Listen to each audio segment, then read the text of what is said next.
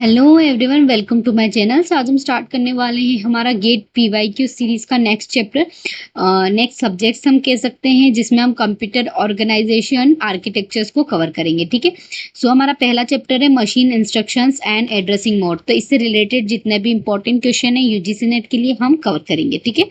So let's start our first question, which is the amount of ROM needed to implement at 4-bit multiplier. तो कैसे solve करेंगे इसको समझते हैं। तो देखो, सबसे पहले मैं आपको बता दूं कि हमारे पास यहाँ पर multiply 2 4 bits number, then each result is 8 है ना। आप अगर 2 4 बिट को मल्टीप्लाई करोगे तो उसका जो रिजल्ट आएगा वो 8 बिट होगा। ठीक है। यानी कि 4 बिट और 4 बिट। तो आप इसको कैसे लिख सकते हो, 2 की पावर 4 और 2 की पावर 4। ठीक है। मतलब पावर्स में हम इसको लिखेंगे ना। अब मैं बात करती हूँ टोटल रोम साइज की। तो 2 की पावर 4 इंटू 2 की पावर 4 इंटू 8 बिट। क्यों 8 बिट लिख रहे हैं? क्योंकि हम इसके अंदर जब आप बिट में कन्वर्ट करोगे तो आपको 8 लिखना पड़ेगा, है ना। आप जानते हो कि एक बाइट में 8 बिट होती है। ठीक है।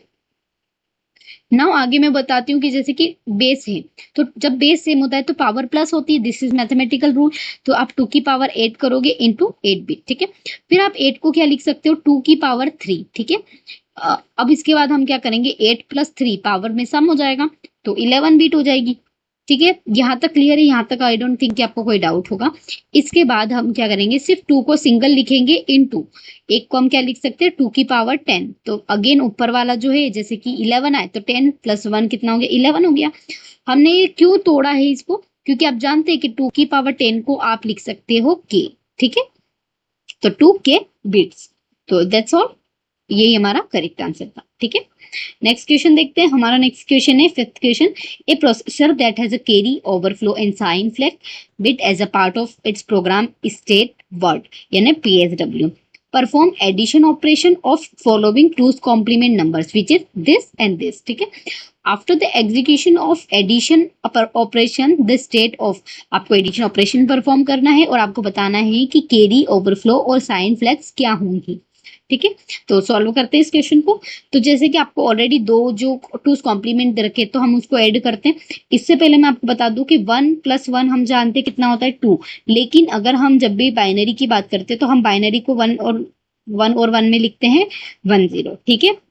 तो 1 + 1 कितना होगा, 0, है ना। हम लास्ट बिट लिखेंगे 0 और कैरी फ्लैग आएगी 1। ठीक है।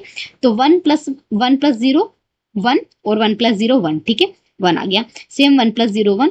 अब अगेन 1 + 1 कितना होंगे, 0, कैरी फ्लैग आई 1। ठीक है। फिर बाकी आप 0 में 1 प्लस करोगे तो 1 आ जाएगा। ठीक है। अगेन 0 में 1 प्लस करोगे तो 1 आएगा। फिर 1 + 1 कितना हो गया, 0, कैरी फ्लैग आई यहाँ पर 1। ठीक है। अब देखो, ये 1 और ये 1 मिलके क्या बना रहा है, 2, यानी कि 0 और कैरी फ्लैग एक बची 1। ठीक है। तो इससे हमको पता चला कि हमारी कैरी फ्लैग क्या आ जाएगी, कैरी फ्लैग आ जाएगी 1। ठीक है। साइन फ्लैग क्या होता है, तो देखो साइन फ्लैग हमारी क्या आ गई, 0 आ गई। ओवरफ्लो यानी कि कोई भी एक्स्ट्रा बीट हमारे लिए ओवरफ्लो हुई क्या, तो नहीं। ठीक है। So this is about this question. Next question देखते हैं। तो अगेन हमारा अगला क्वेश्चन है, the use of multiple register window with overlap cause reduction in the number of memory access for.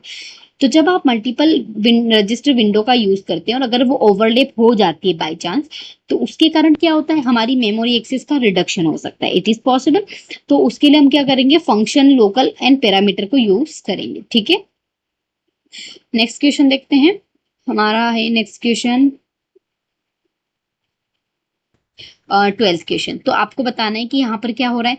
देखो, the following are some events that occur after device controller issue an interrupt while processing L is under execution. एक process है L, वो under execution में है और एक device controller ने एक इंटरप्ट इशू जनरेट कर दिया।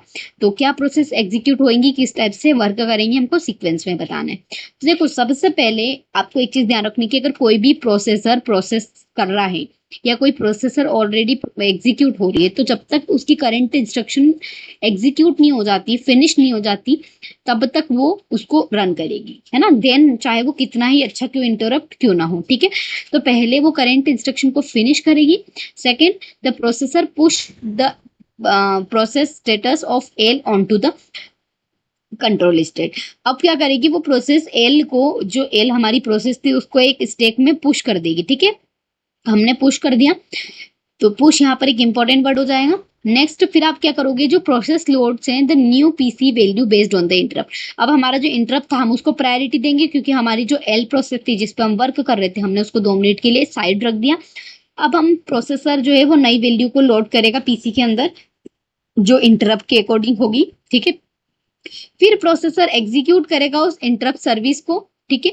और लास्ट में वो पॉप करेगा जो जो एल उसने डाली थी, तो हम इसको पॉप कर लेंगे और अगेन इसको स्टेटस में लेके आएंगे। तो यहाँ पर ऑलरेडी इसने बोला है कि अब कंट्रोल स्टेट में उसको पुश करोगे और पॉप भी करोगे, ठीक है। तो मुझे नहीं लगता अब आपको कोई डाउट होगा इस क्वेश्चन में। तो एक बार हम इसके कीवर्ड से समझ लेते हैं। तो सबसे पहले आप क्या कर रहे हो, सबसे पहले आप फिनिश कर रहे हो वो जो करंट इंस्ट्रक्शन है उसको, फिर आप क्या कर रहे हो उस प्रोसेस को पुश कर रहे हो, है ना, स्टैक में। फिर आप क्या कर रहे हो, नई वैल्यूज को लोड कर रहे हो, ठीक है। आप इंटरप्ट के अकॉर्डिंग उसको एग्जीक्यूट करोगे और लास्ट में आप उसको पॉप कर लोगे, ठीक है। तो दिस इज द प्रोसेस और this is the sequence of interrupt and it is most important, क्योंकि आप जानते हैं यूजीसी में प्रोसेस से क्वेश्चन आते हैं, ठीक है। नेक्स्ट क्वेश्चन देखते हैं। For the computer based 3 address instruction format each address field can use to specify address. तो आप जानते हैं कि जब भी आप 3 एड्रेस इंस्ट्रक्शन की बात करते हैं तो वहां हम सबसे पहले मेमोरी ऑपरेंड को यूज करेंगे, एक प्रोसेस रजिस्टर को यूज करेंगे, लेकिन हम किसी भी इम्प्लाइड एक्यूमुलेटर को यूज नहीं करेंगे, ठीक है। क्योंकि इम्प्लाइड एक्यूमुलेटर जब यूज होता है जब आप किसी भी उसको 2 को ऐड करते हो, है ना। तो इसीलिए हम यहाँ पर नहीं कह सकते कि यहाँ पे एडिशन हो रहा है या सब्सट्रैक्शन, बट यहाँ पर 3 एड्रेस इंस्ट्रक्शन हो रहा है जो कि मेमोरी और ऑपरेंड को यूज कर रहा है, ठीक है। नेक्स्ट क्वेश्चन देख लेते हैं।